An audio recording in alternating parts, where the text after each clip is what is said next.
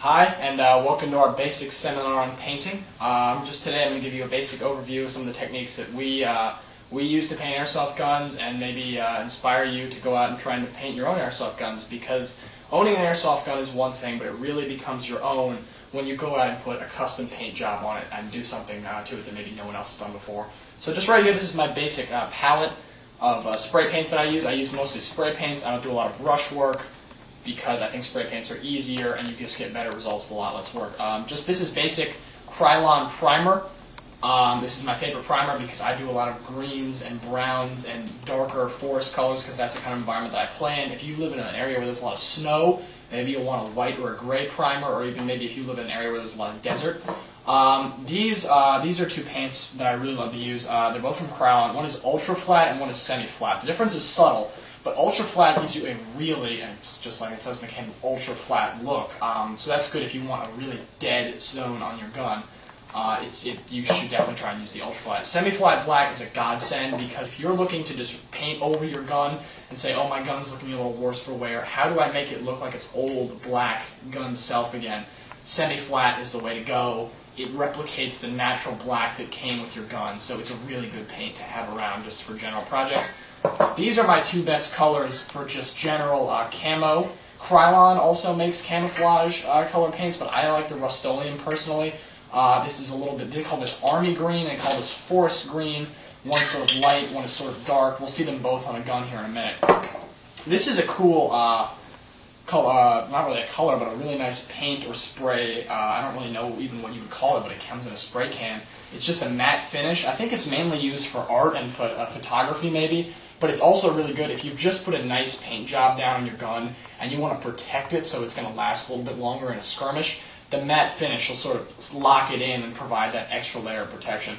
These are some really cool little paints that I found in a hobby store. They're enamel paints. They're much smaller, as you can see. I think they were really originally intended to be used for smaller models, but they work all right on airsoft guns. You just need to be careful, because this paint only has, a third to a half as much paint as a Krylon can. This is light earth. This is Africa mustard, which, if you know anything about the Afrika Korps of the German army back in World War II, you'll recognize this color when we see it on a gun here in a minute. And then this is just medium green.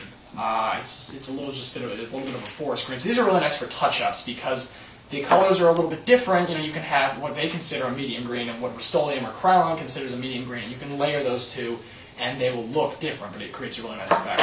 Right here, this is for stencil making.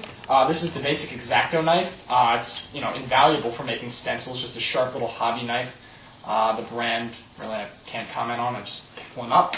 These are what are called stencil blanks. They're clear and they're blue, and they're for cutting out stencils. These are good because they'll last for a very long time. The paint won't wear these down. The only problem is these are a little bit hard to cut sometimes, and they can make you more prone to mistakes. The way I prefer to make stencils is first, of course, I have my Alvin cutting board. These things are awesome. You can slice them day and night, and nothing will ever happen to them.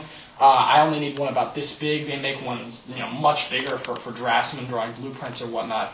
But this is a really good, this isn't much bigger than an 8.5 by 11 sheet of paper, but it's perfect for what I need it for. So I just take a piece of printer paper, I draw a design, and I scan it out, and I make a few copies, and then, I cut a few of them out, just get used to the shape. And then eventually what I'm going to do is I'm going to print one, and I'm going to find a piece of maybe cardboard, maybe a manila envelope. But what I found really works best is if you get magazines. This is actually a real estate magazine that we got, and I can't describe what this is. It's almost like card. It's like thick paper that you would maybe get in an art store, but it's free because these people are just sending you these magazines that you probably don't even want. I don't know what this is, and this is something called The Well-Traveled Life. It's an American Express commercial, but I have no use for it. So you're just going to lay the stencil down on the piece of sheet, tape it down with some Scotch tape, and just go at it. Take your time. Then you just peel it away, and you're good to go. This stuff isn't invincible. A lot of wetness will totally ruin it, but especially once you work up a good patina of paints, it's great. So I've been using this. As you can see, there's a lot of different colors on here. So next, we're just going to show you some basic camouflage types that I've done. Alright, now we're just going to go over a few basic guns that I've painted and just maybe give you some ideas for painting your own guns. First, we have the TSD M14 that you saw reviewed. This is a pretty classic stencil camouflage pattern. And the colors I use for this are Army Green and Forest Green and Krylon Primer. So the first thing I did is lay down a base of primer. This is actually a really easy gun to disassemble.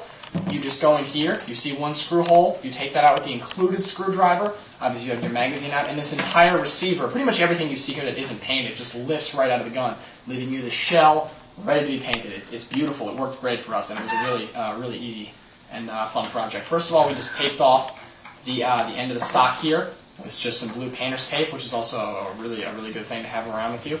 And then I laid down a primer base coat, and then I went in and I put down an Army Green base, which is what you see here.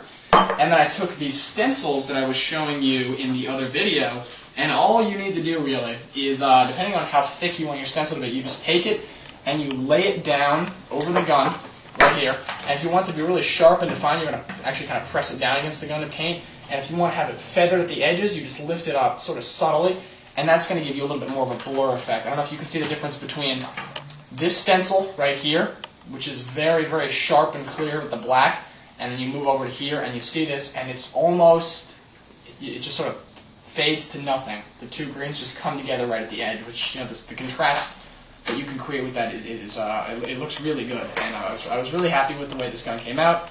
And this is a good project because it gives you a lot of experience with using stencils. So, next up, we have the UHC Colt 45. I made this in sort of a Desert Warrior formation. And for this one, I used the Model Master African Mustard, a little bit of the Light Earth, and once again, I used my trusty Krylon primer. First, what I did is, I don't know if you remember, but in the review, this thing has brown grips very similar to this to begin with. So I just took those off, and then I took out the catch that allows you to take off the slide.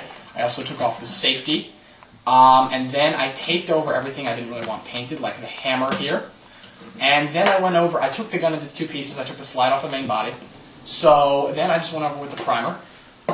And then I took my my African Mustard and went down. You can see this is sort of a nice bold color, but it still looks good and it still blends well, especially after I gave it a light dusting with a Light Earth. As you can see here, the dusting, it was fairly even, so you can't really see splotches, but you could do that if you wanted to. And then what I did is I just took my sanding block, and I'm not even sure you can see it on camera, but because I want it to be very subtle, but I want to give the impression of a little bit of wear. So you can see up around the barrel here, it looks a little bit worn.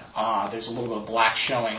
I also did that around the trigger guard and in that area. I did not paint the magazine. I didn't really see any reason to. I thought that might create a little bit of friction inside the gun, which I didn't want. But this came out really nicely, and I'm also really happy with this. Next up, we have the UTG shotgun, which you saw in both of our review of it originally and our modification video. This, as I mentioned in that mod video, we took our very basic primer, Krylon. Then the back end here, this is with an ultra flat. Everything behind the barrel is ultra flat, and then the barrel is semi flat, just to see how that would turn out. And I think it turned out pretty nicely. There's not a really staunch contrast. It blends pretty well, and we really like the way that came out. This is very basic, but it can really accent an airsoft gun and make it look really nice. So next up, we have